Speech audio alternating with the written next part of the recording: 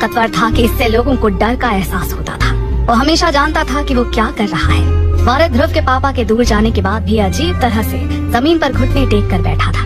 अब वो कर ही क्या सकता था। गिल फैमिली के जिस निठल्ले इंसान को वो कुछ भी नहीं समझता था, वो आज इतना ताकतवर बनकर वापस लौटा है कि मानवीर को भी उसके सामने घुटने टेकने पड़े। भारत ने पलटकर मानवीर से पूछा, मानवीर, आखिर ये चल क्या रहा है? वो जानता था कि अब इस मामले से निपटना आसान नहीं था। मानवीर के एक्सप्रेशन बदलकर सीरियस हो गए थे, पर थोड़ी देर में मानवीर ने राहत की सांस ली, जैसे कि आखिरकार उसके दिमाग से कोई बोझ उतर गया हो। उसने पलटकर भारत की तरफ देखकर कहा, तुम बहुत करीब थे। जब भारत ने ये सुना तो वो पूरी तरह से हैरान रह गया। ये मानवीर जैसा इंसान बोल रहा है। भारत ने मानवीर को राहत की सांस लेते देखा तो ऐसा लग रहा था जैसे वो मरने से बाल बाल बचा हो। भारत जानता था मानवीर उसे एम्बैरस करने की बजाय उसे बचाने की कोशिश कर रहा था। मानवीर ने आगे कहा, देखो, मेरी किस्मत अच्छी थी। जब मैं स्टील ट्रियो में था तो अपनी गलती होने पर मैं दया की भीख मांग लेता था। मैं इस काम में काफी तेज हुआ करता था। उसने जो कुछ भी कहा वो मानवीर की पर्सनालिटी से मैच नहीं कर रहा था। और मानवीर की बात सुनकर भारत को एक बार फिर से झटका लगा। भारत की क्यूरियोसिटी जाग गई। उसने मानवीर से पूछा, जब तुम स्टील ट्रियो में थे, इसका क्या मतलब है? मानवीर ने देखा कि ध्रुव के पापा जा चुके हैं तो वो धीरे से खड़ा होते हुए बोला, ट्रिमेंडस चेंजेस। असल में जबरदस्त बदलाव हुए हैं। सही कहें तो स्टील ट्रायो नाम की कोई चीज अब मौजूद ही नहीं है। क्या बकवास कर रहे हो? भारत अब और भी ज्यादा हैरान था। सभी जानते थे कि एशिया के अंदर स्टील ट्रियो कितना ताकतवर संगठन था। पिछली रात भारत ने स्टील ट्रियो से कांटेक्ट किया था और कुछ ही देर बाद ब्रिस्को एंटरप्राइज की कार्गो शिप्स को हिरासत में ले लिया गया था। उन कार्गो शिप्स की तलाशी ली जा रही थी। एक रात पहले स्टील ट्रियो ब्रिस्को एंटरप्राइज की कार्गो शिप्स को रोकने और किसी स्टेट को कंट्रोल कर रहा था। इतना ताकतवर ऑर्गेनाइजेशन एक रात में खत्म हो गया, कैसे? भारत ने फिर से पूछा। वो अपने साथ कितने लोगों को लेकर आया है? भारत के सवाल पर मानवीर को हंसी आ गई। उसने हंसते हुए कहा, 2 लोग और थे, एक उसका असिस्टेंट और एक चीफ। चीफ उसे छोड़कर चला गया है क्योंकि उसकी सैलरी बहुत कम थी। भारत कुछ देर के लिए हैरानी से मानवीर को देखता रहा। उसे सच में समझ नहीं आ रहा था कि असल में चल क्या रहा है। ध्रुव के पापा को दूर जाता देखकर मानवीर खड़ा हो गया। अभी वो अपने शरीर को स्ट्रेच करने ही वाला था कि अचानक उसने देखा कि ध्रुव के पापा ने अपना सिर पीछे किया तो मानवीर ने फिर से घुटने टेक दिए और भारत से बोला, जमीन पर ज्यादा सुकून है। भारत एक बार फिर हैरान रह गया। नागपाल फैमिली इस समय मुसीबत में थी, इसलिए भारत ने डरते हुए पूछा, मानवीर, हमें क्या करना चाहिए? अगर भारत ने समय रहते कुछ नहीं किया तो नागपाल फैमिली तबाह हो सकती थी। मानवीर ने डरते हुए कहा, दया की भीख मांग लो। मानवीर ने फिर सीरियस होते हुए कहा, वो यहाँ अपने बेटे को देखने आया है। उसका बेटा कहाँ है? मानवीर की बात सुनकर भारत का शरीर थर थर कांपने लगा। ध्रुव अभी नागपाल फैमिली के अखाड़े में था। इस समय तक तो लड़ाई भी शुरू हो चुकी होगी, तो ध्रुव कीर्तन के हाथों से बच नहीं पाएगा। भारत ने हड़बड़ाते हुए कहा, मैं वहीं जा रहा हूँ। इतना कहते ही भारत तेजी से भागा। उधर नागपाल फैमिली के अखाड़े में सब कुछ तैयार था। जो लोग निहाल को पिटता देखने के लिए गेट तक नहीं गए थे, वो सभी रिंग की तरफ देखकर आपस में बातें कर रहे थे। नागपाल फैमिली का ये रिंग आज कई सालों बाद खुला है।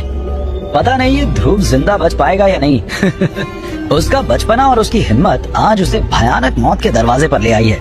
वहाँ मौजूद हर शख्स बस इस बारे में ही बात कर रहा था। दोनों लोग आमने सामने खड़े थे। कीर्तन की आंखों में खून सवार था। आज उसे ध्रुव से अपने छोटे भाई की मौत का बदला लेना था। वो ध्रुव को कभी सांस लेने का भी मौका नहीं देने वाला था। उसने दांत भींचते हुए कहा, देखो, आज तुम्हारा बचना नामुमकिन है। ध्रुव कैजुअली मुस्कुराते हुए बोला, अभी ये कहना जल्दबाजी होगी। सारा माहौल काफी गर्म था। सभी कीर्तन के फेवर में चिल्ला रहे थे। वहाँ मौजूद हर शख्स ध्रुव को मरता हुआ देखना चाहता था। उसी समय भारत का फोन आ गया। जब ऑडियंस ने कीर्तन को रिंग से किसी के फोन का जवाब देते हुए देखा तो सभी को समझ में आ गया कि ये भारत की कॉल थी और सभी की समझ में आ गया था कि ध्रुव का बटलर निहाल भी मारा जा चुका होगा। कीर्तन अपनी जीत को लेकर 100% श्योर था और उसके पापा कह रहे थे, कीर्तन, जहाँ हो वहीं रुक जाओ। तो मिस्टर गिल के साथ क्या करने जा रहे हो? ये सुनकर कीर्तन की खोपड़ी झनझना उठी। उसके पापा ने अभी क्या कहा? साथ ही उसके पापा ने उसे सीधे कीर्तन कहकर बुलाया था, जबकि ये तय किया गया था कि वो रचित की जगह लेगा। आप कैसी बातें कर रहे हो? कीर्तन को लगा कि उसने अपने पापा के मुंह से कुछ गलत सुन लिया है और उसके पापा किस बारे में बात कर रहे थे। इसलिए उसने फोन सामने रखकर स्क्रीन पर नजर डाली। सचमुच उसके पापा की कॉल थी। कीर्तन ने आगे कहा, पापा जी, मैं अभी कुछ काम निपटा रहा हूँ। इसमें बस 2 मिनट काफी होंगे। मैं आपसे बाद में बात करूंगा। इसके बाद कीर्तन ने सीधे फोन रख दिया। ध्रुव को खत्म करने के लिए उसके लिए 2 मिनट काफी थे। दूसरी ओर जब भारत ने कीर्तन की बातें सुनी तो उसने गुस्से और खींच के साथ दोबारा फोन किया तो किसी ने फोन का जवाब नहीं दिया। भारत को लगा कि कुछ बहुत बुरा होने वाला है, इसलिए तेजी से भागता हुआ आगे बढ़ा।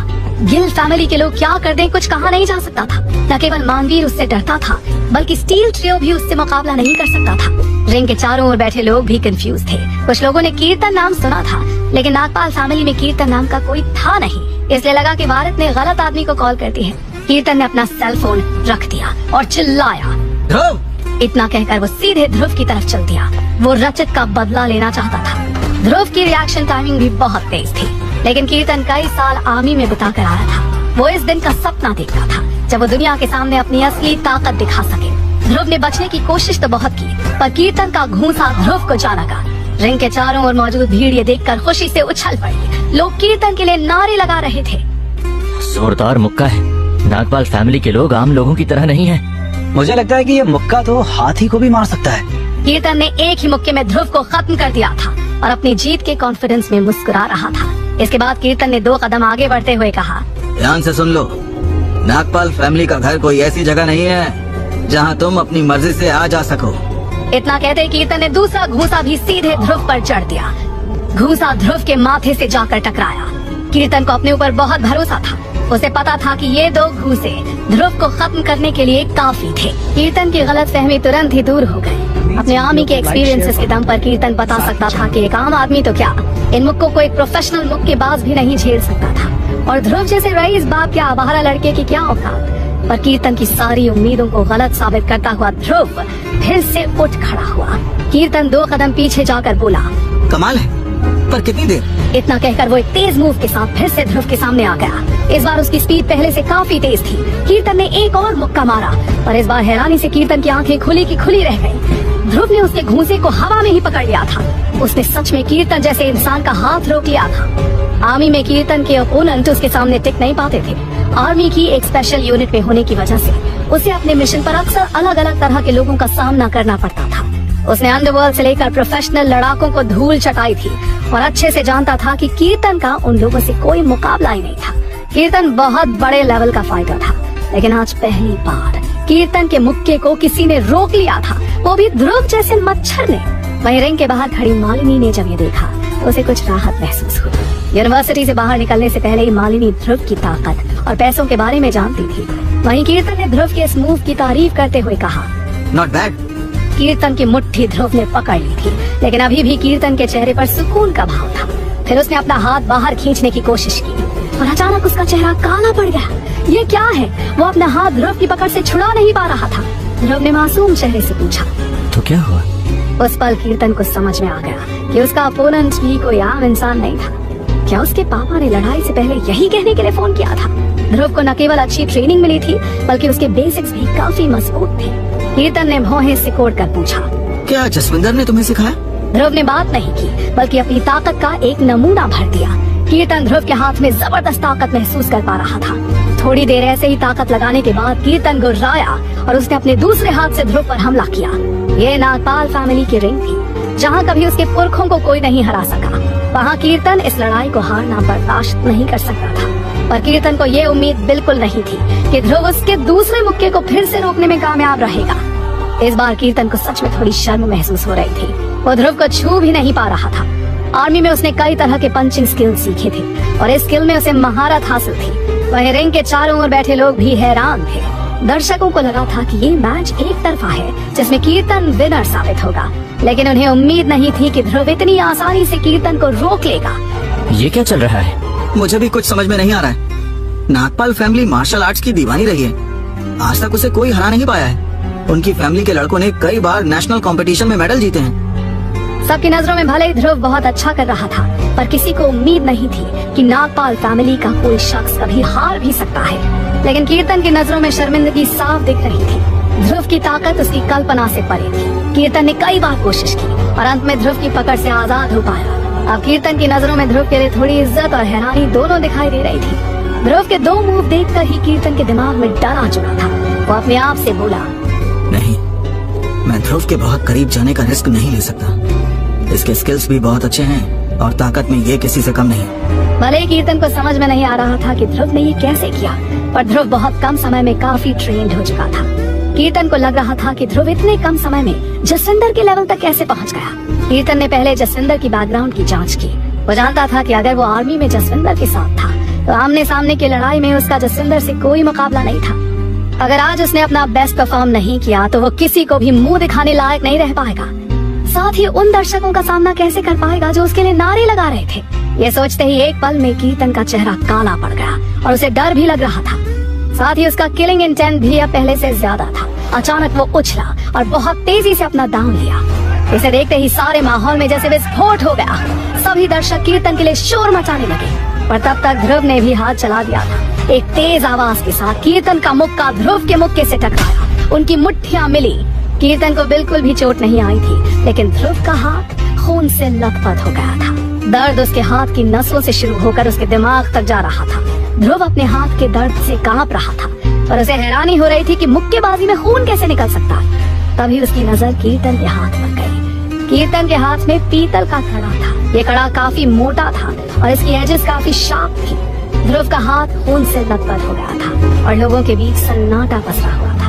तभी नागपाल फैमिली का एक मेंबर खुशी से चिल्लाया, ये तो कमाल का स्किल है। उसके कहते ही बाकी लोग भी खुशी से कीर्तन के पक्ष में नारे लगाने लगे। साथ ही कुछ लोग ध्रुव के लिए हूटिंग भी कर रहे थे। उनके बीच जमीन आसमान का अंतर है। ध्रुव यहाँ से वापस दिल्ली चले जाओ। इस कमेंट के साथ ही नागपाल फैमिली के लोग भी ध्रुव की खिंचाई करने लगे। भाई तुमने बस इतने से स्किल सीखकर नागपाल फैमिली के खिलाफ लड़ने के लिए सोच भी कैसे लिया? अगर अब भी तुमने दया की भीख नहीं मांगी तो तुम यहीं मर जाओगे।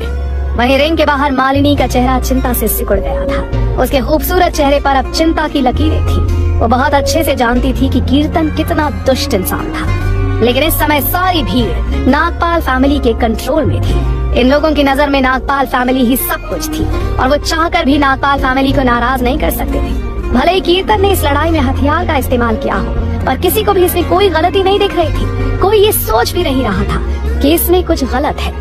जब कीर्तन ने देखा कि ध्रुव अपनी जगह से हिल नहीं रहा, तो वो फिर से ध्रुव की ओर बढ़ा। इस समय कीर्तन एक भूखे भेड़िए की तरह लग रहा था। वहीं ध्रुव भी किसी घायल शेर की तरह था जिसने अचानक से हमला करना बंद कर दिया था, और कीर्तन इस मौके को गवा नहीं सकता था। कीर्तन ने फिर से ध्रुव के उसी हाथ पर हमला कर दिया। हर झटके से ध्रुव को बेहद दर्द हो रहा था। ध्रुव को ऐसा लग रहा था जैसे कि उसके हाथ की हड्डी टूट गई थी। रिंग के बाहर ध्रुव को शार्प एज के कड़े से मार पड़ते देख मालिनी की आंखों से आंसू बह रहे थे। इसी समय जसविंदर और तेजा भी वहाँ पहुँच गए थे। जब तेजा ने ये सीन देखा तो वो गुस्से में पागल हो गया। उसने गुस्से में फुफकारते हुए जसविंदर से कहा, क्या यहाँ कोई नियम कायदा नहीं है? जसविंदर भी गुस्से में था, लेकिन उसने तेजा को रोकने की कोशिश की, लेकिन तेजा शांत नहीं रह सकता था। तेजा ने और भी ज्यादा गुस्से में कहा, मैं उसे खत्म करने जा रहा हूँ। जसविंदर जानता था कि कीर्तन कितना शातिर इंसान है, पर असल में लड़ाई से पहले कोई नियम तय नहीं हुए थे। न ही ऐसा कोई नियम था जो कहता हो कि वो रिंग पर अपने साथ हथियार नहीं ला सकते। जसविंदर के समझाने पर तेजा ने गुस्से से अपने दांत पीसते हुए कहा, क्या हम इसे ऐसे ही जाने देंगे? अगर तेजा और जसविंदर भी इस लड़ाई में कूद पड़े तो कीर्तन का बचना नामुमकिन हो जाता। इधर तेजा अभी भी गुस्से में था, उधर रिंग में ध्रुव खड़े होने की कोशिश कर रहा था। तभी कीर्तन ने रिंग के नीचे खड़ी मालिनी की तरफ देखकर कहा, मालिनी, मैं तुम्हें एक मौका दूंगा। अगर तुम अभी अपने घुटनों के बल बैठ गयी तो मैं इस ध्रुव को छोड़ दूंगा। ये सुनकर मालिनी की सांसें थम। इसमें कोई हैरानी की बात नहीं थी कि कीर्तन इतना गुस्सा था, और अब जाकर पता चल रहा था कि ध्रुव तो केवल बहाना था। वो तो केवल मालिनी की वजह से लड़ रहा था। लोगों को लग रहा था कि मालिनी इस लायक नहीं है कि उसे इस तरह से टॉर्चर किया जाए। अगर मालिनी जमीन में घुटनों के बल बैठ गई तो क्या कीर्तन ध्रुव को छोड़ देगा? जब कीर्तन ने देखा कि मालिनी बिल्कुल भी हिल नहीं रही है, तो उसने ध्रुव के घाव पर फिर से अपने कड़े से मारते हुए कहा, क्या तुम्हें समझ में नहीं आया कि मैंने अभी क्या कहा? कीर्तन के तेज घूंसों ने खुद कीर्तन को भी थका दिया था। वहीं ध्रुव का हाल खराब हो चुका था। मालिनी डर से कांप रही थी। उसने धीरे से अपना सिर हिलाया। अगर ध्रुव की जान बच जाती है तो उसे घुटनों के बल बैठने में कोई बुराई नहीं लग रही थी। जैसे ही मालिनी घुटने टेकने वाली थी, ध्रुव ने अचानक कीर्तन पर झपट्टा मारकर अपना दांव चला। एक पल में कीर्तन जमीन पर था और ध्रुव उसके ऊपर। ध्रुव ने कीर्तन के कान में कहा, तुम मौत को दावत दे चुके हो, अब उल्टी गिनती शुरू कर दो। कीर्तन ने तुरंत अपने पीतल के कड़े वाले हाथ से ध्रुव पर फिर से घूंसा मारा, पर इस बार ध्रुव ने उसका हाथ रोक दिया था। ध्रुव ने कीर्तन की मुट्ठी पकड़ रखी थी और उसे हिलने से रोक चुका था। साथ ही ध्रुव ने कीर्तन की आंखों पर एक जोरदार मुक्का मारा। एक पल के लिए कीर्तन अंधा हो गया था। वो बुरी तरह चिल्लाया। ऐसा लगा था जैसे उसकी आंखें बाहर आ गई। कीर्तन को उम्मीद नहीं थी कि ध्रुव के पास अभी भी पलट कर वापस लड़ने की ताकत होगी। आंखों में एक पल के अंधेपन को महसूस करते ही कीर्तन ने बिना कोई हिचकिचाहट के सीधे अपना स्विस आर्मी नाइफ निकाल लिया। ध्रुव, बी केयरफुल। कीर्तन के हाथ में स्विस आर्मी नाइफ देखकर मालिनी चिल्लाई, पर तब तक बहुत देर हो चुकी थी। कीर्तन वैसे भी उस्ताद था, वो हर समय ये स्विस आर्मी नाइफ अपने साथ रखता था और इससे उसने कई लोगों को जान से मारा भी था। उसके लिए ध्रुव को खत्म करना आसान था।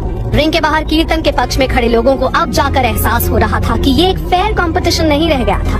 कीर्तन ने मैच के बीच में पीतल के कड़े को इस्तेमाल किया था। लोग इतना बर्दाश्त कर सकते थे, पर क्योंकि वो इतनी ताकतवर नागपाल फैमिली से था, इसके बावजूद भी ध्रुव को हरा नहीं पा रहा था। इतना ही नहीं, अब उसने अचानक से अपना स्विस आर्मी नाइफ भी निकाल लिया था, तो ये लोगों को बर्दाश्त नहीं हो पा रहा था। कीर्तन ने हद पार कर दी थी। तो ये है नागपाल फैमिली की ताकत। नागपाल फैमिली तो पुराने जमाने से रेसलर और मार्शल आर्ट वालों की फैमिली रही है। वो बहुत मतलबी और बेशर्म लोग हैं। इस समय रिंग के बाहर के लोगों ने आखिरकार ध्रुव की तरफ से बोलना शुरू कर दिया था। लोगों को ध्रुव से सिंपैथी हो रही थी। इसे बराबर की लड़ाई नहीं कहा जा सकता था। एक तरफ कीर्तन पीतल के कड़े का और अब स्विस आर्मी नाइफ का इस्तेमाल कर रहा था, दूसरी तरफ ध्रुव के पास कोई मौका ही नहीं था। लेकिन तब तक बहुत देर हो चुकी थी। कीर्तन के हमले में ध्रुव का दाहिना हाथ खून से लथपथ हो चुका था। उसके हाथ की हड्डी टूट चुकी थी और उसका दाहिना हाथ अब बेकार हो गया था। अगर ध्रुव हाथ चलाए भी तो उसके हाथों में अब ताकत ही नहीं बची थी। कीर्तन बेशर्मों की तरह हंस रहा था। लोगों की बातें सुनकर भी कीर्तन को जरा भी शर्म नहीं आ रही थी। ध्रुव ने बिना कोई सबूत छोड़े उसके भाई को मार डाला था, इसलिए कीर्तन किसी भी तरीके से ध्रुव को खत्म करना चाहता था। इस पॉइंट पर उसे सही गलत का कोई अंदाजा नहीं था। ध्रुव को खत्म करना ही सही था। ये देखकर रिंग के बाहर मौजूद मालिनी का दिल टूट गया था और वो दर्द से चिल्ला रही थी। उसे ऐसा लग रहा था जैसे किसी ने उसके दिल में छुरा घोंप दिया हो। तभी एक तेज आवाज के साथ चाकू ध्रुव के शरीर में घोंप दिया गया। ध्रुव के सर में दर्द से एक झंझनाहट हुई और एक तेज दर्द ने तुरंत उसके सारी कॉन्शियसनेस पर कब्जा कर लिया था। लेकिन ध्रुव ने अभी भी हार नहीं मानी थी। उसने फिर भी रिएक्ट किया और अपने एक हाथ से कीर्तन का कंधा पकड़ लिया और दूसरे हाथ से कीर्तन का चाकू। कीर्तन अपने छोटे भाई की मौत का बदला लेना चाहता था। उसने ध्रुव को रिएक्ट करते देखा तो गुस्से में फुफकारते हुए बोला, यू आर डेड ध्रुव, तुम्हारा खेल बस अब खत्म हुआ। पिछले 20 सालों से वो आर्मी में सर्व कर रहा था। उसे आज तक केवल अपने छोटे भाई की तस्वीरें देखने को मिली थी। रजत के मरने तक उसे आर्मी छोड़ने का मौका नहीं मिला था, इसलिए उसे कभी अपने जुड़वा भाई से मिलने का मौका ही नहीं मिला। रजत के मरने के बाद उसे आर्मी छोड़ने का मौका मिल पाया था। एक तरह से रजत की मौत के कारण ही वो बाहर आ पाया था। ध्रुव ने कीर्तन का हाथ पकड़ रखा था और उसकी ओर देखकर बोला, तुम किस बारे में सोच रहे हो? कीर्तन पूरी तरह से हैरान था। उसे विश्वास ही नहीं हो रहा था कि ध्रुव में अभी भी लड़ने की इच्छा बाकी थी। जैसे ही ध्रुव ने अपनी बात खत्म की, उसने कीर्तन को जोर से पकड़कर पूरी तरह से अपने कंट्रोल में ले लिया। कीर्तन बिल्कुल भी नहीं घबराया। ध्रुव ने उसे सामने से पकड़ रखा था, इसलिए ध्रुव कीर्तन को कोई नुकसान नहीं पहुंचा सकता था।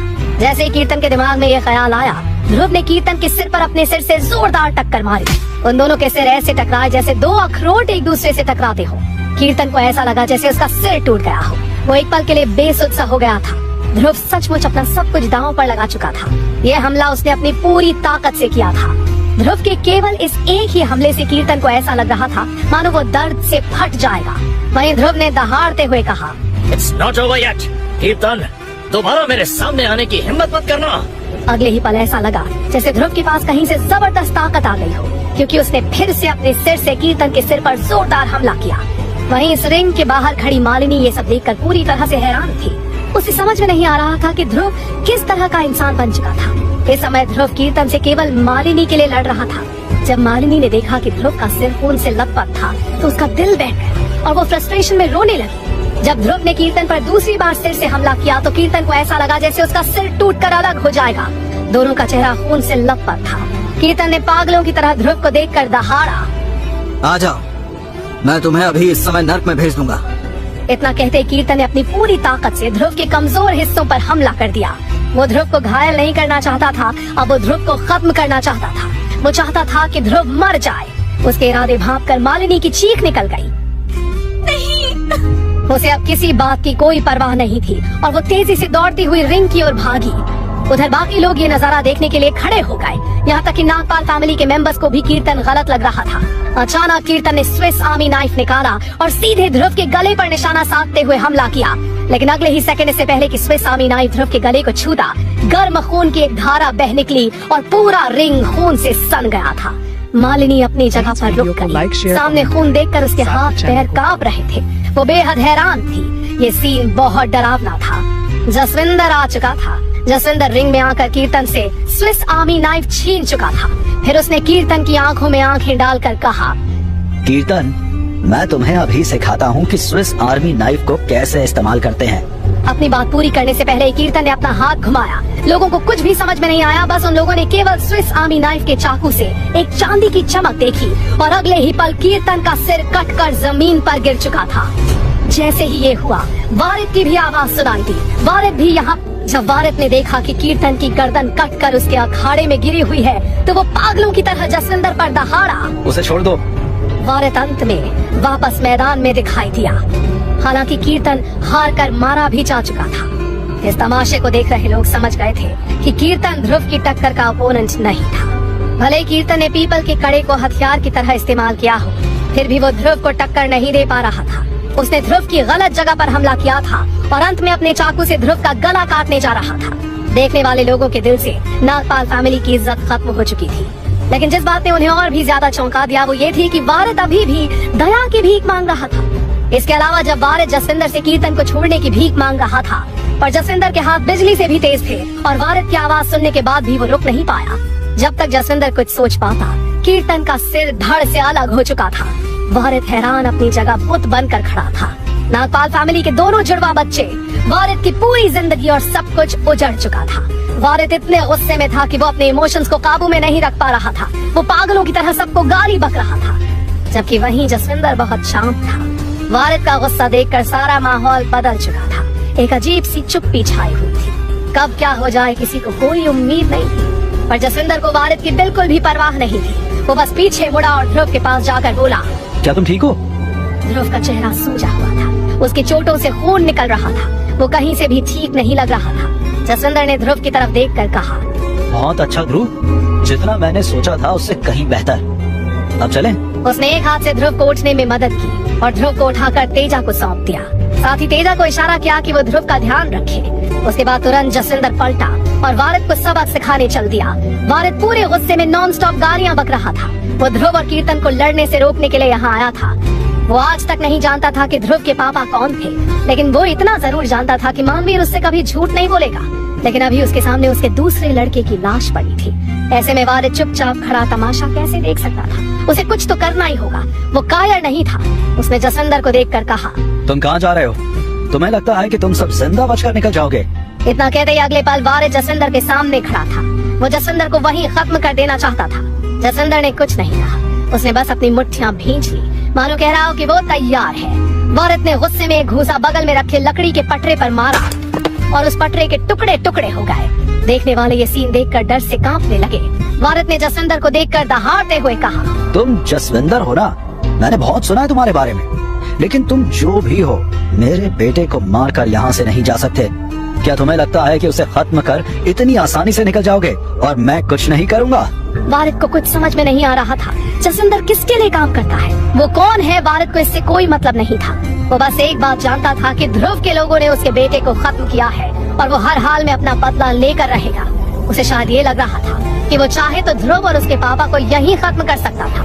फाइटिंग रिंग के बाहर ये तमाशा देख रहे लोग आखिरकार समझ गए कि क्या चल रहा था। और अब तक सबको समझ में आ गया था कि ध्रुव से लड़ने वाला शख्स रचित नहीं बल्कि उसका जुड़वा भाई कीर्तन था। तभी जसविंदर ने गुस्से में वारिद को जवाब देते हुए कहा, तुम्हारा लड़का एक बुज़दिल था। उसने लड़ाई में गलत तरीके इस्तेमाल किए थे और इसीलिए मुझे उसे मारने का कोई अफसोस नहीं है। और हाँ वारिद, अगर तुम अभी भी लड़ना चाहते हो तो मैं तैयार हूँ। जब वारिद ने उसका उत्तर सुना, खुशी से ताली बजाता हुआ बोला, अच्छा, बहुत अच्छा। तो उसने तुरंत अपना फोन निकाला और उसमें स्टीरियस डिपार्टमेंट को फोन लगाया, जहाँ कभी कीर्तन काम करता था। उसका फोन मिलते ही आर्मी कैंप से सैनिकों की एक टुकड़ी तुरंत नागपाल के घर की ओर चल दी। फोन काटने के बाद वारिद ने जसविंदर से कहा, अब तुम कहीं नहीं जा सकते जसविंदर। वारिद बेहद गुस्से में था। बोलते बोलते उसने धीरे से अपनी जैकेट उतार दी। वो कोई एक्शन लेने जा रहा था। उधर वहाँ मौजूद लोगों ने जब उसे कपड़े उतारते देखा तो जोश में चिल्ला उठे। पर इससे पहले कि वारिद कोई कदम उठाता, बटलर ने वारिद को इशारा करते हुए कहा, सर, वो लोग यहाँ आ चुके। बटलर जल्दी से चिल्लाया। जब वारिद ने ये सुना तो हैरान रह गया। वो लोग इतनी जल्दी कैसे आ सकते थे जब उसने ही उन्हें बुलाया था? तभी ध्रुव के पापा टहलते हुए रिंग के पास आ पहुँचे। वारिद ने ध्रुव के पापा को घूर कर देखते हुए पूछा, क्या तुमने किसी को यहाँ बुलाया है? ध्रुव के पापा ने हाँ के अंदाज में सिर हिलाते हुए कहा, हाँ। उनकी हाँ सुनकर वारिद हंसने लगा। उसे अभी तक लग रहा था कि ध्रुव के पापा इस सिचुएशन से अकेले ही निपट सकते थे। वारिद ने सोचा भी नहीं था कि ध्रुव के पापा किसी को मदद के लिए बुलाएंगे। ये उसकी उम्मीद से बाहर था। इस समय मानवीर भी आकर ध्रुव के पापा के पास खड़ा हो गया था। वारिद ने उसे इग्नोर करते हुए कहा, मुझे लगता है कि किसी को मदद के लिए बुलाना एक गलत फैसला है। तुमने जिसे भी बुला लिया हो, यहाँ से जिंदा बचकर नहीं जा पाओगे। तुम लोग बस अपनी कब्र खोद रहे हो। ध्रुव के पापा बस मुस्कुरा दिए और वारिद को जवाब देते हुए बोले, नहीं, मुझे लगता है कि ये सही फैसला है। वारिद ने भी उसी अंदाज में हंसते हुए कहा, जिसे बुलाना हो बुला लो, देखते हैं तुम जिंदा बचकर कैसे जाते हो। वारिद को पता था कि उत्तर प्रदेश के अंदर गिल फैमिली की ताकत कुछ भी नहीं थी। यहाँ केवल नागपाल फैमिली का हुक्म चलता था। वैसे भी ध्रुव के पापा पिछले कई सालों से विदेश में रह रहे थे। उन्होंने मुस्कुराते हुए कहा, मेरे बेटे ने जो भी किया उसके लिए मैं तुमसे माफी मांगता हूँ। वारिद ने गुस्से में फुफकारते हुए कहा, अब माफी मांगने का क्या मतलब? तुम तो बहुत ताकतवर इंसान हो ना। मेरा लड़का अभी बहुत छोटा है, वो ये नहीं समझता कि एक इंसान को मारने से कुछ नहीं होगा, पूरी फैमिली को खत्म करना चाहिए, इसलिए माफी मांग रहा हूँ। वारिद के सवाल पर ध्रुव के पापा ने पहले की तरह बेफिक्री से कहा था, पर उनकी बात सुनकर पूरी नागपाल फैमिली हैरान थी। वो लोग अभी तक ध्रुव को ही पागल समझ रहे थे, पर ध्रुव के पापा तो 10 कदम आगे थे। उन्हें ध्रुव से ज्यादा पागल इंसान के सामने आने की उम्मीद नहीं थी। लेकिन जल्द ही सभी को पता चला कि कुछ गड़बड़ है। ध्रुव के पापा के चेहरे पर कोई गुस्सा या कोई डर नहीं था। लग ही नहीं रहा था कि इतना पोलाइट, इतना प्यार से बोलने वाला इंसान ऐसी बात करेगा। उधर वारिद इतना गुस्से में था कि वो सांस नहीं ले पा रहा था। वो अभी ध्रुव के पापा को हैरानी से देख रहा था। उसकी छाती फूल रही थी। एक इंसान को नहीं, उसकी पूरी फैमिली को खत्म करना चाहिए, ये बात वारिद के दिल में चुभ गई। वो लोग समाज में रह रहे थे। आज तक इतना बड़ा कदम वारिद ने खुद भी नहीं उठाया था। वारिद ने अपना हाथ अपनी पीठ के पीछे रखकर ध्रुव के पापा को घूर कर देखा। फिर उसने गुस्से में पूछा, क्या तुम जानते हो कि तुम कहाँ खड़े हो? ये नागपाल फैमिली का घर है, गौर से देख लो। इतना कहकर वारिद 2 कदम आगे बढ़कर ध्रुव के पापा के ठीक सामने खड़ा हो गया। वो किसी बाहरी आदमी को उसके घर में आके उससे ही डराने नहीं दे सकता था। वारिद कायर नहीं था, पर फिर भी उसे ध्रुव के पापा का पावरफुल ऑरा समझ में आ रहा था। और तो और मानवीर जैसा इंसान भी उसके पास खड़ा था, पर मानवीर में एक भी वर्ड कहने की हिम्मत नहीं थी। लेकिन एक बात मानवीर जानता था कि वारिद के दोनों लड़के मारे जा चुके थे और अब वारिद को कंट्रोल करना मुश्किल था। अगर वारिद ध्रुव के पापा से लड़ने के लिए खड़ा हो ही जाता तो उस शैतान को कौन रोक पाएगा। वारिद को अब तक विश्वास नहीं हो पा रहा था कि इतने लोगों में से किसी ने कीर्तन को बचाने की कोशिश नहीं की। जसविंदर ने सबके सामने उसकी गर्दन उड़ा दी थी और पूरी नागपाल फैमिली में कोई कुछ नहीं बोला। कीर्तन ने अपने घर को आगे बढ़ाने के लिए अपनी जिंदगी लगा दी थी। उसने अपने छोटे भाई के लिए सारी जिंदगी आर्मी की नौकरी की और रचित को आगे बढ़ने का पूरा मौका दिया। जहाँ तक नागपाल फैमिली की बात है, वो सभी लोग कई पीढ़ियों से मार्शल आर्ट को अपनी जिंदगी दे चुके थे। वारिद खुद भी जबरदस्त फाइटर था और आज वारिद ये देखना चाहता था कि गिल फैमिली के लोग क्या कर सकते थे। वारिद गुस्से में था। वो अपने लड़के की मौत का बदला लेना चाहता था। वो फिर से लड़ना चाहता था। उसने गुस्से में अपने लोगों को इशारा करते हुए कहा, इन्हें जाने मत देना। पर ध्रुव के पापा ऐसे शांत खड़े थे जैसे कोई अपने घर की बालकनी में खड़ा हो। जो नहीं होना था वो तो हो चुका था और अब बात करने का कोई मतलब नहीं बचा था। इसलिए सीधे हमला करना ही वारिद के पास एक लौता रास्ता बचा था।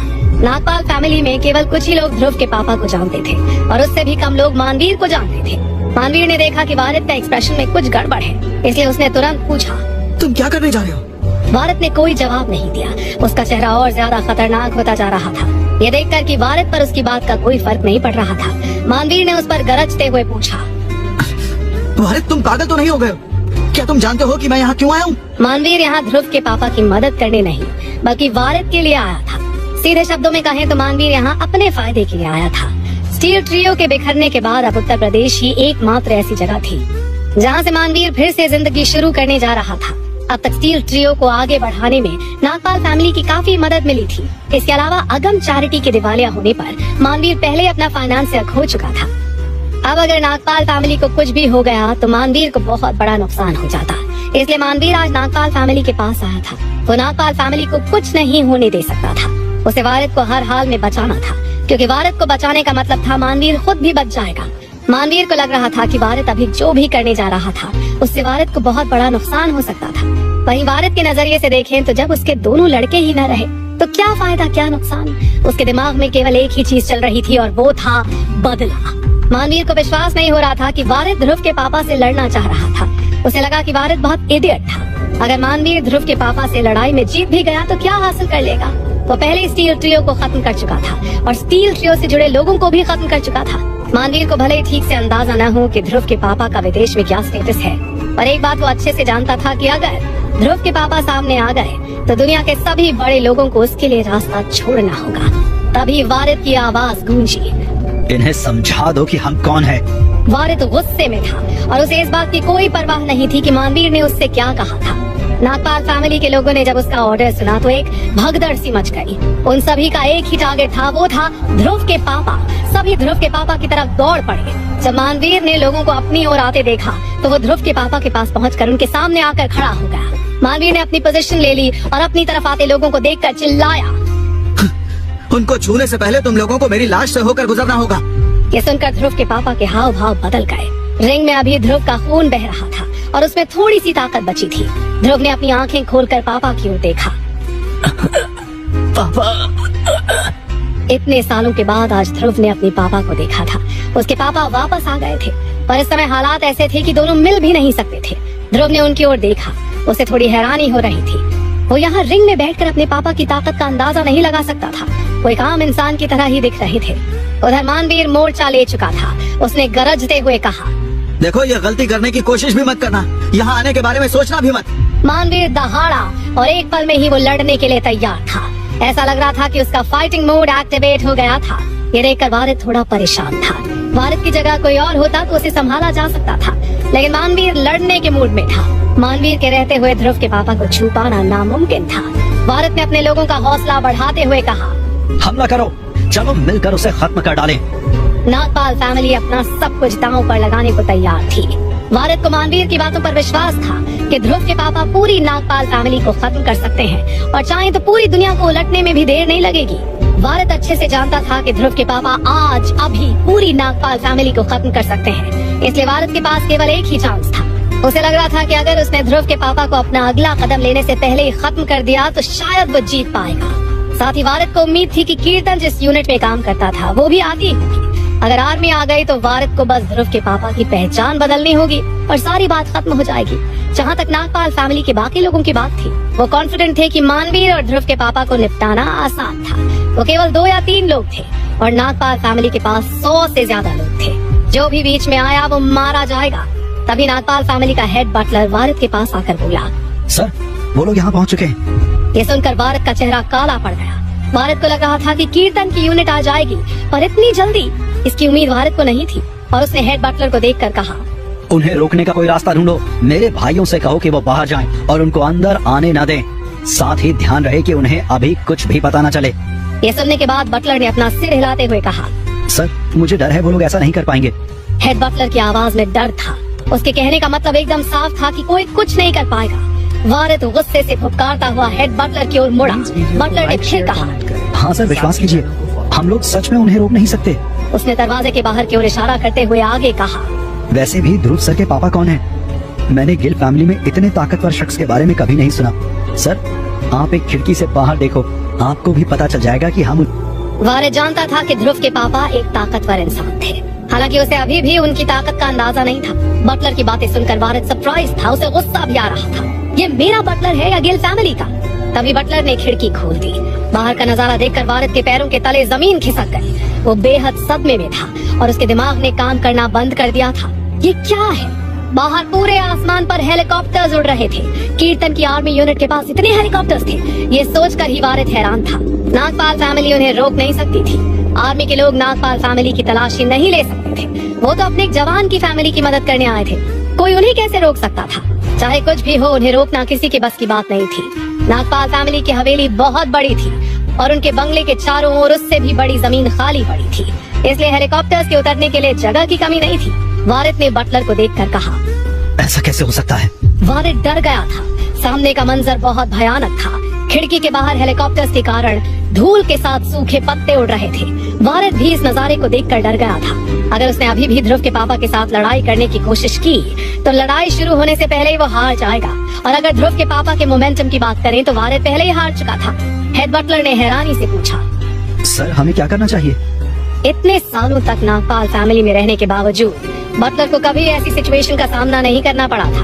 ध्रुव के पापा नागपाल फैमिली से कई कदम आगे थे और उन्होंने बगैर कुछ बोले नागपाल फैमिली को कुचल कर रख दिया था। जब बटलर ने देखा कि वारिद कुछ नहीं बोल रहा है तो उसने पूछा, अगर हम पहले भाग जाएं तो कैसा रहेगा? इन हेलीकॉप्टर को उतरने में कुछ समय लगेगा और हमारे पास अभी भी भागने का मौका है।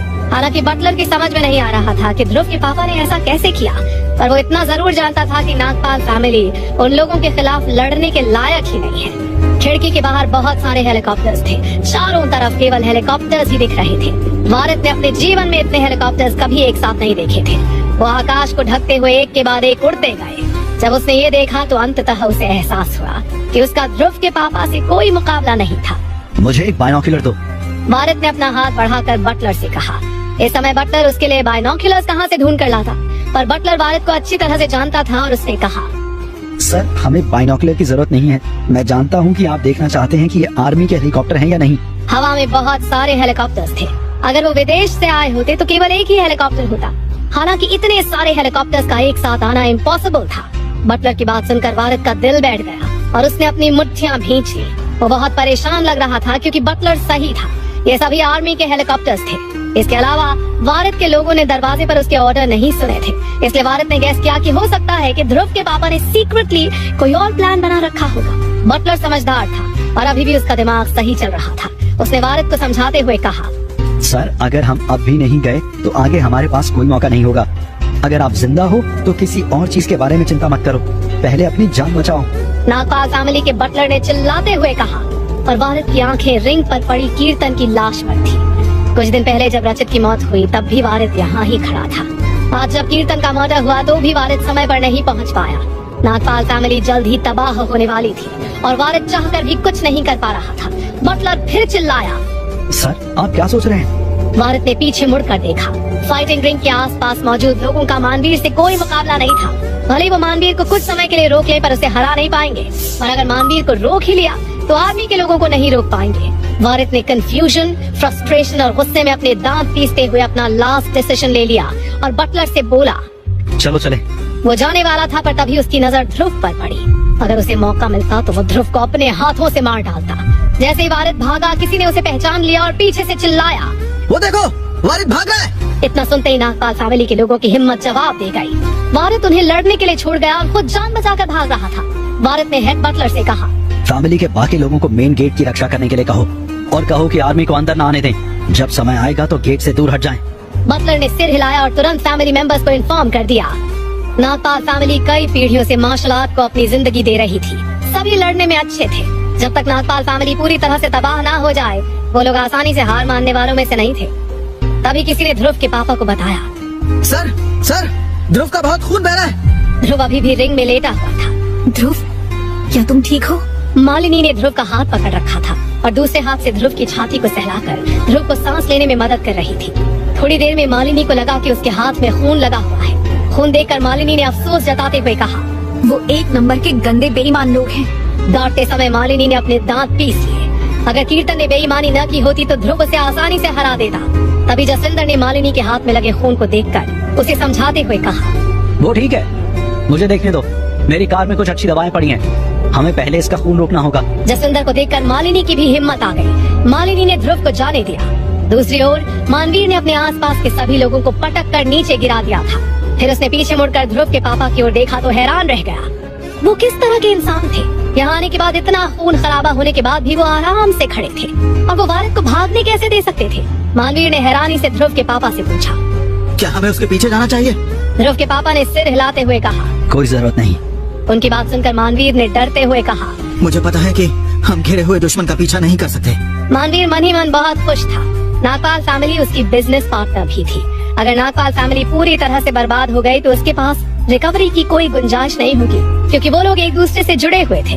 अगर उन्होंने वारिद को कुछ समय दिया तो नागपाल फैमिली फिर से खड़ी हो सकती थी। पर ध्रुव के पापा ऐसा नहीं सोच रहे थे। उन्होंने अपना सिर हिलाकर मानवीर से कहा, मुझे नहीं पता कि तुम क्या कह रहे हो। मैं सिर्फ इतना जानता हूँ कि ज्ञानी को उसका ज्ञान मार डालेगा और अज्ञानी को उसका अज्ञान। आदमी पैसे के लालच में मरेगा और पक्षी भोजन के लिए मरेंगे। ऐसे मौके पर ध्रुव के पापा की इतनी गहरी बातें मानवीर को समझ में नहीं आई कि उस आदमी के कहने का। मानवीर ने भौं से कोड़ कर पूछा, हाँ? इसका क्या मतलब है? निहाल ने जबरदस्ती मुस्कुराते हुए कहा, सर का मतलब है कि वो वारिद को नहीं छोड़ेंगे। वो नागपाल फैमिली को खत्म किए बिना यहाँ से जाने वाले नहीं हैं। वारिद को भागने दिया इसका मतलब ये नहीं है कि हमने नागपाल फैमिली को छोड़ दिया है। यहाँ असली लड़ाई चल रही है, इसलिए उसके पीछे जाने की जरूरत नहीं है। पहले यहाँ का काम निपटा ले, फिर वारिद को देखते हैं। वैसे भी वो किसी जगह छुप कर अपनी मौत का इंतजार कर रहा होगा। आर्मी भी आ चुकी है, इसीलिए वो इतनी जल्दी हार नहीं मानेगा। निहाल की बातें सुनकर मानवीर के दिल में ध्रुव के पापा की इज्जत बढ़ गई। उसे समझ में नहीं आया कि क्या कहे, पर उसने तारीफ करते हुए कहा, क्या शानदार प्लान है। भले वो बाहर से खुश दिख रहा, पर अंदर से वो बुरी तरह से डरा हुआ था। मानवीर ने मन ही मन सोचा, ये इंसान है या कोई राक्षस। उसका रवैया इतना शांत है और उसकी स्माइल भी कितनी फ्रेंडली है। वो सारी चीजों को समझ भी रहा है और सब कुछ कंट्रोल भी कर रहा है। वो नागपाल फैमिली को कुचलने के लिए तैयार भी है। रिंग के आसपास का एरिया तुरंत साफ कर दिया गया। जसविंदर ध्रुव को एम्बुलेंस में ले जा चुका था और उसका खून रोकने के बाद वापस रिंग में लौट भी आया था। वापस आते ही जसविंदर की नजर ध्रुव के पापा से टकराई तो उसने फॉर्मेलिटी में पूछा, आप ठीक है? ध्रुव के पापा ने जसविंदर की ओर देखकर मुस्कुराते हुए कहा, थैंक्स, तुम इस हाल में भी ध्रुव की केयर कर रहे हो। जसविंदर ने मुस्कुराकर सिर हिला दिया। निहाल ने खिड़की से आ रहे लोगों को देखा और कहा, सर, लोग अंदर आ रहे हैं। नागपाल फैमिली के कई लोग मारे गए क्योंकि वो ऑफिशियल काम में रुकावट डाल रहे थे। बाकी के हेलीकॉप्टर्स को भी उतरने के लिए जगह मिल गई है और जो बचे हैं वो हवा में आपके ऑर्डर का इंतजार कर रहे हैं। निहाल भले ही रिपोर्ट दे रहा हो और उसकी आवाज में खुशी साफ देखी जा सकती थी। ध्रुव के पापा ने अपना सिर हिलाया जैसे कि इसका उनसे कोई लेना देना ना हो। उन्होंने निहाल को समझाते हुए कहा, निहाल, जैसा कि मैंने तुमसे हमेशा कहा है, हम बिजनेसमैन हैं, हमें लड़ाई झगड़े में इंटरेस्ट नहीं है, पर अगर मौका पड़ जाए तो डर कर भाग भी नहीं सकते। इन सब में खुश मत हो, बस ये देखो कि इससे से ज्यादा फायदा कैसे निकाला जाए। निहाल कुछ कह पाता तभी चीख पुकार की आवाजें सुनाई दी। आर्मी का लीडर आ चुका था और घर में हर तरफ चीख पुकार सुनाई दे रही थी। आर्मी यूनिफॉर्म में एक शख्स मेगाफोन पर चिल्लाते हुए बोला, सभी लोग अपने हाथ अपने सिर के पीछे रख लें और कोई भी हिलने की गलती न करे। उसकी आवाज ताकत से भरी हुई थी, पूरी हवेली में गूंज रही थी। नागपाल फैमिली के लोग पहले तो उसका विरोध करना चाहते थे, लेकिन तुरंत ही उन्हें समझ में आ गया कि जो लोग कहना नहीं मान रहे थे उन्हें आर्मी सीधे गोली मार रही थी। केवल आर्मी और पुलिस ही नहीं आई थी, बल्कि फायर आर्म्स के साथ खास लोग भी आए थे। थोड़ी देर बाद टैंक भी अंदर आने लगे। हेलीकॉप्टर्स भी आर्मी को सपोर्ट कर रहे थे और सारा काम आराम से हो रहा था। उन्होंने वहाँ मौजूद किसी भी शख्स को जाने नहीं दिया। आधे घंटे बाद नागपाल फैमिली के लगभग आधे से ज्यादा लोग मारे जा चुके थे या घायल हो गए थे। दूर से वारिद ये सब देख रहा था और उसे लग रहा था कि वो सदमे से मर जाएगा। जैसा कि वारिद ने अंदाजा लगाया था, आर्मी आई, लेकिन उन्हें कीर्तन की बिल्कुल भी परवाह नहीं थी। कीर्तन भले ही पहले कभी आर्मी में रहा हो, पर आर्मी अभी किसी और के इशारे पर काम कर रही थी। पर फिर भी वारिद हार मानने को तैयार नहीं था और उसने अपने बटलर की ओर देखा। बटलर गंभीर चेहरे के साथ बाहर आ गया। फिर उसने वारिद से कहा, चिंता मत करो सर, मैं उनके साथ बातचीत करने जा रहा हूँ। उनको शांतनु झा लीड कर रहा है। हम उससे पहले भी मिल चुके हैं। जब हमने कीर्तन को वहाँ भेजा था तभी मिला था। वारिद ने सिर हिलाते हुए कहा, ठीक है, हमें रीजनेबल रहना होगा और अब ताकत को इस्तेमाल नहीं कर सकते। साथ ही उन्हें ये भी बताओ कि अभी उन्हें अंदर न आने देने का फैसला नागपाल फैमिली ने किया था। बटलर समझ गया और उसने वारिद को हाथों से चिंता न करने के लिए कहा। बटलर को उम्मीद नहीं थी। जब वो शांतनु के पास पहुंचा और शांतनु ने जो कहा उसे सुनकर बटलर ने केवल एक ही मैसेज वारिद को भेजा, जिसमें लिखा था, भागो सर, यहाँ से भाग जाओ। बातचीत के लिए कोई जगह नहीं थी। नागपाल फैमिली बड़ी मुसीबत में फंस चुकी थी। यह मैसेज पढ़कर वारिद अपनी हवेली के एक कमरे में पहुंचा। ये कमरा नागपाल फैमिली ने छिपने के लिए बनवाया था। सीधे शब्दों में कहें तो ये एक अंडरग्राउंड शेल्टर होने के साथ साथ एक अंडरग्राउंड एस्केप टनल भी थी। जब ये सुरंग बनाई जा रही थी तब वारिद छोटा था, इसलिए उसे लगा कि ऐसी टनल बनाने की कोई जरूरत नहीं है। नागपाल जैसी पावरफुल फैमिली को शरण लेने की जरूरत क्यों ही पड़ेगी, ये नामुमकिन था। अगर उस समय वारिद के पापा ने उसे नहीं रोका होता तो शायद उसने डिजाइनर को मार डाला होता। उसे लगता था कि नागपाल फैमिली कभी हार नहीं सकती, ना ही उसे कभी पीछे हटने की जरूरत पड़ेगी। लेकिन आज नागपाल फैमिली हार गई थी। वो इतनी बुरी तरह हार गए थे कि आज से उनकी फैमिली की सारी साख मिट्टी में मिल गई थी। ध्रुव के पापा ने उन्हें लड़ने का मौका भी नहीं दिया था। अंडरग्राउंड कमरे में पहुंचकर वारिद ने पागलपन और दर्द से दहाड़ते हुए कहा, ये कैसे हो सकता है? ये नामुमकिन है। नागपाल फैमिली को छुपने की जरूरत नहीं पड़ सकती। ये नहीं हो सकता। ये गिल खुद को समझते क्या है? क्या उन्हें लगता है कि वो दुनिया में राज कर लेंगे? मैं इतनी जल्दी हार मानने वालों में से नहीं हूँ। इसके बाद वारिद ने अपना फोन निकाला। कुछ देर झिझकने के बाद उसने किसी को फोन किया। उसे समझ में आ गया था कि स्टील ट्रियो भी इस समय गिल फैमिली की मदद कर रहा है। तब केवल एक ही इंसान था जिससे वारिद मदद मांग सकता था। भारत ने नंबर डायल किया और 2 बीप के तुरंत बाद फोन उठा लिया गया था। भारत को विश्वास नहीं हो रहा था कि उसके जैसी शख्सियत इतनी जल्दी उसकी कॉल का जवाब दे देगी। आज तक भारत ने उसे कॉल करने की हिम्मत भी नहीं की। उधर से हेलो की आवाज सुनते ही भारत ने रोते हुए कहा, गगन प्लीज नागपाल फैमिली को बचा लो। तुम्हारा स्टूडेंट शांतनु अपने लोगों को मेरे घर ले आया है और बिना किसी कारण के मेरी फैमिली पर हमला कर रहा है। क्या इस दुनिया में नियम नाम की कोई चीज है? गगन एक अंडरवर्ल्ड डॉन का खास आदमी था। उसने भारत को इतनी परेशानी भरी आवाज में बात करते सुना तो हैरान था। गगन ने कहा, वैसे मुझे विश्वास नहीं हो रहा है कि शांतनु ऐसा कर रहा है। जब भारत ने गगन की बात सुनी तो उसे लगा शायद अभी भी उसके पास एक चांस है। उसकी उम्मीद जिंदा थी। गगन ने थोड़ी नाराजगी से कहा, उसे ऐसा करने के लिए किसने कहा? तुम्हारे बेटे कीर्तन ने देश के लिए इतना बड़ा योगदान दिया है। जब भारत ने गगन की बात सुनी तो उसने राहत की सांस ली। ऐसा लग रहा था जैसे गगन उसके साइड में खड़ा था। गगन के पूछने पर भारत ने उस आदमी का नाम बताया जिसने भारत के घर पर हमला करने की हिम्मत की थी। इतना कहने के बाद उसे दूसरे जवाब को सुनने और खुश होने का मौका ही नहीं मिला। अचानक से एक आवाज सुनाई दी। ये फोन काटने की आवाज थी। उसने हमला करने वाले का नाम सुनकर बिना कुछ कहे ही फोन काट दिया था। भारत वापस कॉल करना चाहता था लेकिन वह समझ गया था कि अब कुछ भी करना बेकार था। गिल फैमिली का आतंक इतना ज्यादा कैसे हो सकता है? इस समय भारत ने बटलर का मैसेज देखा और नागपाल फैमिली की हवेली के बाहर हॉर्न की आवाज सुनी। क्या नागपाल फैमिली को सजा सुनाई गई थी? उनकी रिपोर्ट की गई थी और उनके पास पुख्ता सबूत थे, इसलिए इतना हंगामा मचाया जा रहा था। प्रदेश के सभी बड़े अधिकारी यहाँ पहुँच रहे थे। भारत ने गुस्से और हैरानी से अपने आप कहा, ये कैसे से बाहर निकलना चाहता था। इसी समय नागपाल फैमिली के दूसरे नंबर और तीसरे नंबर के बेटे भी वहाँ आ गए। उन दोनों छोटे भाइयों ने भारत को समझाते हुए कहा, भारत हम अभी कुछ नहीं कर सकते, चलो भाग जाते हैं, हमारा उससे कोई मुकाबला नहीं है। भारत के दोनों भाई ध्रुव के पापा और उनकी हैसियत को अब तक समझ चुके थे। साफ था कि उस आदमी ने बगैर कुछ करे ही नागपाल फैमिली का सब कुछ तबाह कर दिया था।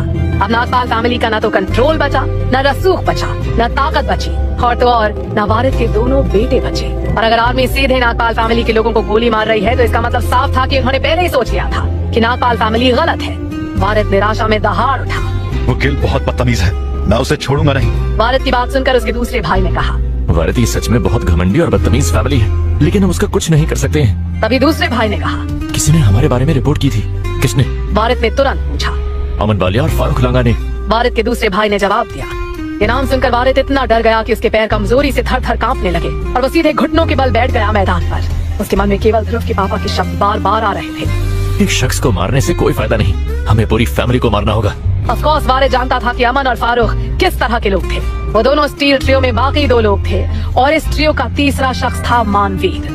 भारत की नजर में स्टील ट्रियो के 3 बड़े शॉट उसको मदद दे रहे थे। अगर ऐसे ताकतवर लोग भारत का साथ दें तो कोई भी नागपाल फैमिली के साथ खिलवाड़ करने की हिम्मत नहीं कर सकता था।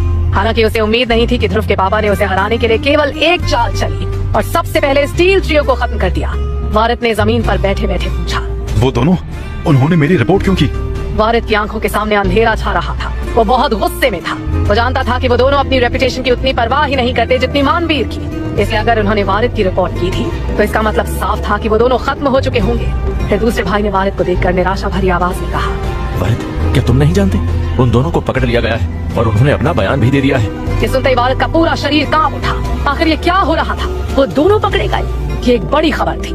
जब भारत ने इस बारे में ध्यान से सोचा तो उसके सिर में अचानक झंझनाहट हुई। स्टील ट्रियो के 3 लोगों में केवल मानवीर ही बचा था। ऑफ कोर्स मानवीर जानता था कि ध्रुव के पापा को नाराज करने से कोई फायदा नहीं होगा। भले वो भारत में आते ही गिरफ्तार कर लिया जाए पर गिल फैमिली के कारण उसे तुरंत छोड़ दिया जाएगा। ध्रुव के पापा के पीछे इतनी बड़ी ताकत काम कर रही थी। भारत ने कांपते हुए कहा, ऐसा क्यों होता है? फिर भी हमने कुछ नहीं किया। मैं मानता हूँ कि हम लोग स्मगलिंग और ऐसे ही छोटे मोटे काम करते हैं, लेकिन ये उतना गलत नहीं है। भारत हार मानने को तैयार नहीं था। भारत के दूसरे भाई ने उसे पकड़कर कहा, भारत कहानी कीर्तन से शुरू होती है। क्या उसने अमन से बात करने की कोशिश की थी? खैर, मैंने सुना है कि अमन और फारूक अच्छे लोग नहीं थे। वो न केवल इलीगल बिजनेस कर रहे थे बल्कि ये वही लोग थे जो अगम चैरिटी के साथ मिलकर ब्लैक मनी को वाइट कर रहे थे। पुलिस की पहले से ही स्टील ट्रियो पर नजर थी। स्टील ट्रियो के पास न केवल पैसा है बल्कि कई लोगों की पर्सनल इन्फॉर्मेशन भी है। अब सारी इन्फॉर्मेशन बाकी देशों को बेची जाती है, जिसमें हमारी नागपाल फैमिली भी। भारत का भाई आगे कुछ नहीं बोल पाया। वो तीनों इस मामले की सीरियसनेस को जानते थे। अगर ये इतना गंभीर नहीं था तो उन्हें केवल पर्सनल इन्फॉर्मेशन लीक करना माना जाएगा, लेकिन अगर इन्फॉर्मेशन में कुछ भी मिल गया तो नागपाल फैमिली का खेल खत्म हो जाएगा। इसके बाद भारत के दोनों भाइयों ने उसे समझाते हुए भाग चलने को कहा। ये सच है, चलो भाग चलते हैं। हमारे पूर्वजों की दौलत भी हमें नहीं बचा पाएगी। अब समय बदल गया है। वारिद को उसके भाई घसीट कर ले जाना चाहते थे, पर वारिद अजीब तरह से बिहेव कर रहा था। वो रास्ते भर हंसता रहा। उसने सुना था कि दुनिया में बहुत ताकतवर फैमिली है जिसका नाम गिल फैमिली है, पर उसे ये उम्मीद नहीं थी कि वो सभी कहानी नहीं हकीकत था। उसे विश्वास ही नहीं हो रहा था कि नागपाल फैमिली ध्रुव के पापा के सामने 2 मिनट भी नहीं टिक पाई। वारिद के भाई उसे अंडरग्राउंड टनल से खींचते हुए ले गए। बाहर आने के बाद वो टनल एक नहर पर निकलती थी जिसमें पहले से ही एक नाव खड़ी थी। दूसरे भाई ने वारिद से कहा, वारिद तुम पहले जाओ। और तभी वारिद की नजर किसी पर पड़ी। उसे देखकर वारिद का दिमाग खराब हो गया। उसके एक्सप्रेशन बदल गए। उसने अपने भाई के पीछे खड़े शख्स की ओर देखकर हंसते हुए कहा, तुम्हारी हिम्मत कैसे हुई मेरे पीछे आने की, और वो भी अकेले आने की? देखो नागपाल फैमिली के साथ क्या हुआ, क्या तुम अब खुश हो? वारिद आगे कुछ नहीं पूछना चाहता था, पर वो समझ चुका था कि वो हार चुका है। ध्रुव के पापा ने आह भरते हुए कहा, खुश? तुमने मेरे बेटे को जो पहुंचाई है, जब तक तुम मरोगे नहीं मैं खुश कैसे हो सकता हूँ? इतना कहते ही ध्रुव के पापा के चेहरे पर जो मुस्कान हमेशा रहती थी वो एकदम से गायब हो गई। तुम इतने बेवकूफ तो नहीं लगते कि यहाँ अकेले आने की गलती करो। वारिद ने हंसते हुए कहा। ध्रुव के पापा नागपाल फैमिली की भागने की जगह पर अकेले खड़े थे। उसके दोनों भाइयों ने पीछे मुड़कर देखा तो हैरान रह गए और हंसने लगे। तभी वारिद ने एकदम से हंसना बंद कर दिया। उसने अपने भाइयों को देखकर कहा, खत्म कर दो उसे। जैसे ही वारिद आगे बढ़ने जा रहा था उसी समय अचानक दूसरे भाई को कुछ फील हुआ। वो तुरंत डरते हुए चिल्लाया, वारिद मत करो, चलो भागो यहाँ से। वारिद के दूसरे भाई को लगा कि कुछ गड़बड़ है और चीजें इतनी आसान नहीं है जितनी दिख रही हैं। नागपाल फैमिली के अलावा और किसी को भी सीक्रेट टनल का अंदाजा नहीं था। आर्मी के लोग भी इतने कम समय में उन्हें ढूंढ नहीं पाए, पर ध्रुव के पापा पहले से यहाँ खड़े उनका वेट कर रहे थे। इसमें कुछ तो गड़बड़ थी। वो शख्स बहुत डरावना था, जैसा कि उम्मीद थी। इससे पहले कि वारिद अपने भाई की बात पर कुछ रिएक्ट करता, अचानक एक ब्लास्ट की आवाज सुनाई दी। दोनों भाइयों ने डर से अपनी आंखें बंद कर ली थी। वारिद और ध्रुव के पापा के बीच ताकत का बहुत बड़ा अंतर था। वारिद को इतनी आसानी से मार दिया गया था और किसी को खबर भी नहीं हुई कि क्या हुआ। एक धमाके के साथ दोनों भाई सीधे घुटनों के बल गिर पड़े। इससे पहले कि वो घुटने टेक पाते, खून के छींटे पड़े और वारिद की बॉडी उनके बगल में जमीन पर आ गिरी। इधर नागपाल फैमिली की हवेली के बाहर दर्जनों ट्रक पहुंच चुके थे। वो एक के बाद एक नागपाल फैमिली के लोगों को ले जा रहे थे। इनमें वो लोग भी शामिल थे जो आज नागपाल फैमिली के यहाँ फंक्शन में शरीक होने आए थे। नागपाल फैमिली के एक मेंबर को अचानक याद आया तो उसने पूछा, क्या हो रहा है? वारिद कहाँ है? किसी ने जवाब दिया, ऐसा लगता है कि वो भाग गया है। रिंग में उसकी किसी से मुलाकात हुई थी, तब से दिखाई नहीं दिया। दरवाजे पर मालिनी अभी भी बहुत हैरान थी। उसने सोचा कि केवल गिल फैमिली ही ध्रुव को मरने से बचा सकती है, लेकिन उसके बाद जो हुआ, मालिनी को उसकी जरा सी भी उम्मीद नहीं थी।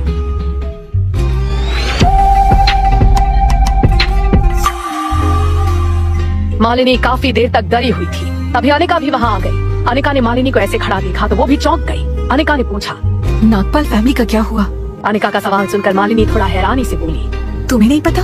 गिल फैमिली को हर बात की खबर रहती थी और अनिका को इस बात की कुछ खबर नहीं थी। ऐसा कैसे हो सकता है? अनिका ने अपनी भौहें चढ़ाकर पूछा, मुझे कैसे पता होगा? वो अभी भी नागपाल फैमिली का इनविटेशन कार्ड पकड़े हुए थी। तभी अनिका की नजर एम्बुलेंस पर गई जिसमें कीर्तन की डेड बॉडी को रख कर ले जाया जा रहा था। अनिका को अब जाकर पता चला कि कीर्तन और रचित 2 लोग थे और अब कीर्तन भी मारा जा चुका था। आखिर क्या चल रहा था और गिल फैमिली को कैसे पता नहीं चला कि नागपाल फैमिली के यहाँ इतना कुछ हुआ था? मालिनी ने अनिका से कहा, नागपाल फैमिली तबाह हो गई है। इतना सुनते ही अनिका की आंखें डबडबा गई। उसे लग रहा था कि रचित और कीर्तन मारे गए तो कोई बात नहीं, पर पूरी नागपाल फैमिली बर्बाद हो जाएगी, इसकी अनिका को उम्मीद नहीं थी। इससे पहले कि अनिका इस शौक से उबरती, ब्रिस्को एंटरप्राइज के लोग भी आ चुके थे। वो कार से उतरे। उनमें सबसे आगे लक्ष्य चल रहा था। लक्ष्य ने अपने सामने नागपाल की हवेली को देखा तो हैरानी से पूछा, क्या हुआ? आज मालिनी की सगाई होनी थी। आज तो यहाँ सजावट होनी चाहिए थी, पर यहाँ तो सारी हवेली ही जलकर खंडहर बन चुकी थी। लक्ष्य ने सोचा कि वो ये लड़ाई हार गया है। उसे मालिनी ने धोखा दिया था, लेकिन फिर भी उसे देखने के लिए नागपाल के घर आना पड़ा। वो अच्छे से जानता था कि नागपाल फैमिली मालिनी की इंसल्ट करने वाली थी और यहाँ तो नागपाल फैमिली के जिंदा लोगों को अलग ट्रक में और मुर्दों को अलग ट्रक में ले जाया जा रहा था। मालिनी लक्ष्य की ओर देखने के लिए मुड़ी। वो अभी भी हैरान खड़ा था। वहीं लक्ष्य की नजर जब मालिनी पर पड़ी तो उसके दिल में मालिनी के लिए जो प्यार था सब खत्म हो चुका था। जब टोनी ने ये देखा तो वो दौड़ कर आया और मालिनी को पकड़कर पूछा, मालिनी तुम क्या कर रही हो? पापा जी तुम्हें ढूंढ रहे हैं। मालिनी मुस्कुराई और एक्सप्रेशनलेस टोन में जवाब दिया। ओके। टोनी हैरान था। वो जानता था कि मालिनी ज्यादातर समय एक्सप्रेशनलेस रहती है, लेकिन इस समय मालिनी के अडॉप्टिव फादर की बात हो रही थी। अगर वो ना होते तो मालिनी आज यहाँ नहीं होती।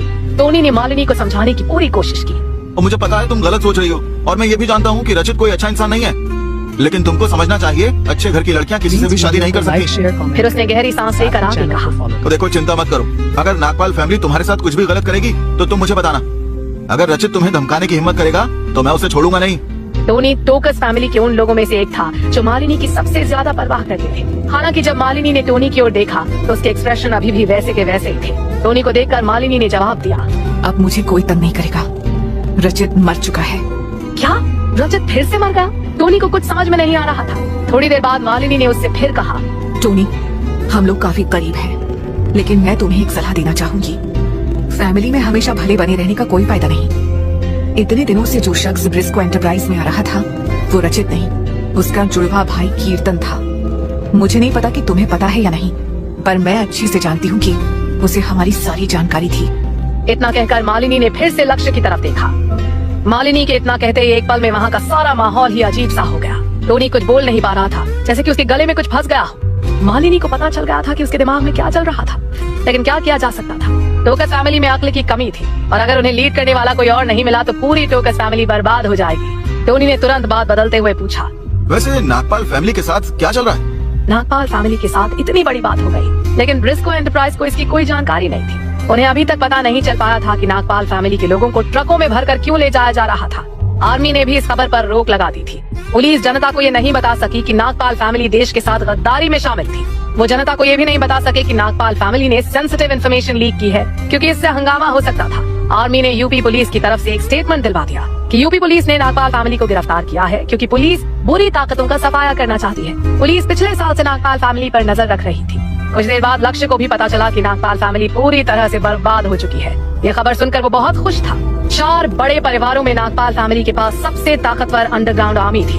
उसकी ताकत इतनी ज्यादा थी कि मिस्टर जोश भी वारिद से डरते थे। लेकिन आज एक दिन में नागपाल फैमिली बर्बाद हो गई थी। लक्ष्य ने खुद को संभालते हुए मालिनी की ओर देखकर कहा, मेरे साथ वापस चलो। मालिनी ने लक्ष्य की ओर देखा, लेकिन अपनी जगह से जरा भी नहीं हिली। लक्ष्य ने थोड़ा कॉन्फिडेंस के साथ फिर से कहा, क्या गलती करने के बाद भी तुम वापस नहीं आना चाहती? लक्ष्य के एक्सप्रेशन कह रहे थे कि मेरे साथ वापस चलो, फिर देखो मैं तुम्हारे साथ क्या करता हूँ। अभी लक्ष्य बोल ही रहा था कि एक शख्स ने उसे धकेल कर एक तरफ कर दिया। लक्ष्य हैरान था। अब जब नागपाल फैमिली नहीं रही तो वो इस शहर का सबसे ताकतवर इंसान बन गया था। फिर उसे धक्का देने की हिम्मत कौन कर सकता था? लक्ष्य ने आगे जाकर उस शख्स पर नजर डाली और तुरंत उसे पहचान लिया। उसने भले 20 साल से शक्ल को ना देखा हो, लेकिन उस आदमी का चेहरा अभी भी उसकी यादों में ताजा था। ये आदमी गिल फैमिली से था। लक्ष्य को विश्वास नहीं हो रहा था कि वो शख्स अभी भी जिंदा था। लक्ष्य ने इस आदमी के बारे में कई अफवाहें सुनी थी। सुनने में आया था कि उस शख्स ने किसी लड़की के लिए गिल फैमिली में अपने राइट्स भी छोड़ दिए थे। गिल फैमिली में वो ना ज्यादा फेमस था, ना ही ज्यादा इंटेलिजेंट। वो बस एक पैसे वाली फैमिली का लड़का था। और आज ये यहाँ क्या कर रहा था? लक्ष्य को लग रहा था कि अगर नागपाल फैमिली सच में बर्बाद हो गई है तो टोकस फैमिली नागपाल फैमिली की जगह ले सकती थी। साथ ही वो 4 बड़ी फैमिली में भी जगह बनाने में कामयाब रहेगी। जहाँ तक उस शख्स का सवाल है, लक्ष्य ने सोचा कि वो शख्स तो कहीं से भी कंपेयर करने के लायक भी नहीं है। अब मालिनी भी ब्रिस्को एंटरप्राइज के लिए किसी काम की नहीं रह गई थी। और ये सब लक्ष्य की इमेजिनेशन से परे था, लेकिन ब्रिस्को एंटरप्राइज को इसका फायदा मिल रहा था। जहाँ तक गिल फैमिली में मालिनी के पैसे का सवाल है, वो अनिका को कहीं और ट्रांसफर करने का कोई तरीका ढूंढ लेगा। इन सब के बीच बस यही समझ में नहीं आ रहा था कि आखिर ये शख्स 20 साल बाद यहाँ क्या कर रहा था।